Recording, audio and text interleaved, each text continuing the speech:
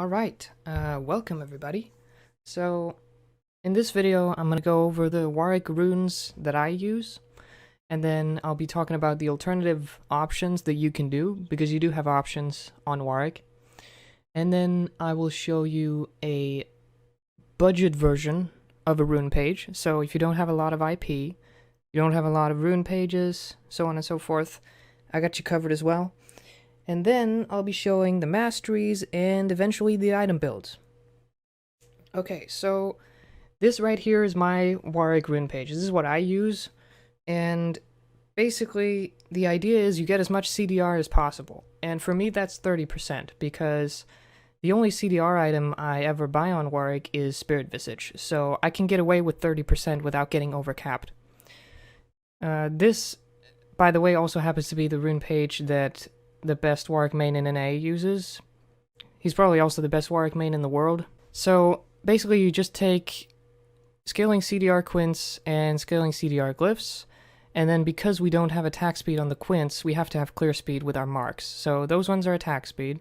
And then we run scaling AP yellows because for the most part, you're not going to be fighting people before you're level 6. And you have the sustain in the jungle to get away with a scaling mark, so you may as well pick one. And the reason we don't go scaling armor is because the items that we get on Warwick in the early game are not health items, at least not the ones that I tend to get, unless I'm building Cinderhulk. But even if you're building Cinderhulk, scaling HP is obviously better because it scales with Cinderhulk. And if you don't get it, well, you're going to need the health to go along with your other items. So that's the reason why this rune page looks like this. And you need the CDR because Warwick's ultimate is basically his way of ganking people. So, of course, the playstyle, I mean, everyone knows the playstyle is you have to compensate for your lack of pressure pre-6 when you hit level 6 by spamming ganks. And you can't spam ganks on Warwick without lots of cooldown reduction, at least not anymore. Because a long time ago, Riot actually nerfed the cooldown on his ultimate. So you gotta have the CDR. Now, depending on your build, you might not build like I do, and if you don't, then maybe you're gonna want to have a little less CDR because you don't want to get overcapped, or whatever. So, a bunch of other stuff that you can do on Warwick is you can go basically any combination of scaling CDR, flat CDR blues, and even potentially scaling MR blues. It's all personal preference, basically. So you just got to be smart about it. So whatever fits your build, whatever makes it so that you're not getting overcapped, but you're still getting as much CDR as you possibly can from your runes, is going to be the most efficient for you. If you want to pack quite a bit of a punch with your ultimate, or just with your ganks in general, you can go AD marks. You can go with a combination of AD and attack speed for your marks. That's perfectly fine. You can also go full AD marks if you have attack speed quints, which is also an option. Or you can do what I've seen some very high elo Warwick players do, which is just go full attack speed for quints and marks. Obviously, you're not going to have as much CDR, but you will clear the jungle faster, so you'll probably hit level 6 faster with that.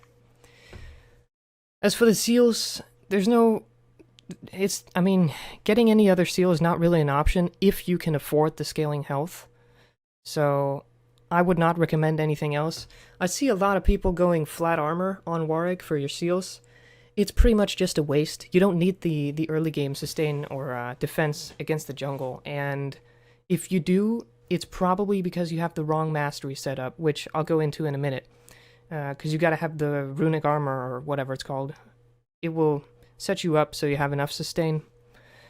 And the last option for runes that I want to mention is just movement speed quints. Now, if you're like me and you have played a lot of mobility boot Warwick in the past, you're not going to need move speed quints because you have Moby boots to compensate for that. But I switched away from those recently because I felt like it kind of had an anti-synergy with your E. Because when you're chasing people down, you're trying to kill them, and they start damaging you, you lose a lot of movement speed, even with your E, if you have Moby boots. So, what I started doing is just building Merc Treads and Ninja Tabi instead, just permanently. And if that's what you're doing, getting movement speed quints can be really good. It's also insanely good with swiftness boots. So, but I mean, it's just an option. Personally, I never use these, and I never would. But I feel it's worth mentioning because, you know, it's all personal preference. There's a lot of stuff that's personal preference with Warwick. As for a low-budget rune page, this would do. It's just an 80 carry page. You have standard attack speed quints, 80 reds, armor yellows, and preferably scaling MR blues. If you can't get these, if you can only get flat MR, that's okay. It's a pretty shitty Warwick page, but it works. It can work if you're smart. But you might need to buy like Ionian Boots of Lucidity and Iceborne Gauntlet early, just because you can't gank very much without those. Maybe, I don't know. I haven't actually played with this, so I don't know. I'm just speculating. So you can do this if you're strapped for IP, if you only have a couple rune pages, and so on and so forth. As for the masteries, this is how it looks for me. You do have a few options. Your keystone is mandatory. You have to have Fervor of Battle. This is not debatable. It's just the best. Even for Cinderhulk Warwick, you have to have this no matter what. I've actually seen people go Strength of the Ages on Warwick, and I'm just like face-palming because Warwick is literally one of the most auto-attack reliant champions in the game. So there's pretty much no excuse not to get Fervor of Battle. I mean, he even has an attack speed steroid. And, you know, people tend to argue that it's like he pretty much is his ultimate, like he's a one-trick pony and you can't do anything outside his ultimate. That's actually not true, because when you ult people, even if they have QSS, you're still in the middle of the enemy team or close to whoever you ulted, because your ult is not just a damage tool, it's a gap closer as well. And also, Fervor of Battle stacks actually deal damage with your ultimate. They don't stack at the same time while dealing damage on your ultimate, but they do deal damage, and that's enough. So that's the best mastery. Other than that, getting 12 points in Resolve is way better than 12 Cunning with Merciless and Dangerous Game. I've played a lot of Warwick with 12 points into Cunning, and it is never as good as Resolve. Unyielding I just take because recovery is not needed. You don't need the early sustain, like I said, because you have Runic Armor.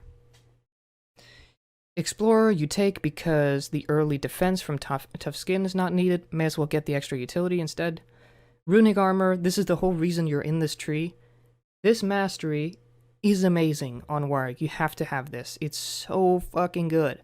Not only does it amplify your innate sustain, which Warwick literally sustains off of every single point of damage he deals. It's in his passive with his auto attacks, it's in his Q, it's in his ult inherently, and on top of this, if you're building like I'm building, which I'm going to show you in a little bit, this works with Guardian Angel passive when it revives you, and it also works with Spirit Visage, it combines with Spirit Visage because they both work on GA's passive. And Spirit Visage gives you 25% extra healing, so with Runic Armor, that becomes 33%, which means your GA passive is literally a third stronger. It's pretty amazing. Anyway, Insight we get partially because flash ulting people is hilarious, and also because, again, Perseverance, it's a sustain thing. We don't need sustain, we already have Runic Armor. As for Ferocity, Sorcery is garbage, you have to get the clear speed from Fury instead. These three are kind of personal preference. Feast is not viable, again, you don't need the sustain. Double-edged Sword is viable. You can do this if you want to, like, 1v1 the enemy jungler or something. Personally, I never use this because I just think Expose Weakness is straight up better. When you gank people and you ult someone, this just makes your laner, whoever you're ganking for, deal 3% more damage. And of course it works in teamfight as well, on all of your allies. So if you catch someone, or just engage straight up, whoever you ulted in the beginning is going to take 3% more damage from every single teammate you have. So that to me is way better than dealing 3% additional damage and taking 1.5% more. Especially because I do build relatively tanky in most of my builds. So I want to be able to tank a lot of damage. But it's up to you. I mean, again, it's another one of those things where it's just personal preference. Speaking of which, vampirism versus natural talent. If you want more sustain, you can get it. I like killing people, so I pick natural talent. To be honest, it doesn't make the biggest difference because these masteries both suck. As far as Suppressor and Bounty Hunter goes, again, personal preference, but you do have an ultimate that, that suppresses people and deals damage at the same time. So getting the extra damage guaranteed from that is, in my book, better because it's just more consistent, so I like it better. Plus, it works for all of your damage if your teammates have CC, so it's not just your ultimate. But if you want to just roam around and kill everybody, you could go Bounty Hunter. Now, this is where it gets a little bit tricky. Battering Blows versus Piercing Thoughts. If you're gonna go Wit's End on Warwick, Piercing Thoughts is always better. However, if you build straight Blood Razor, and you don't get a Wit's End at all, having everything in Battering Blows is way better. If you want to get a Blade of the Rune King with your Blood Razor, you can't really get away with Piercing Thoughts.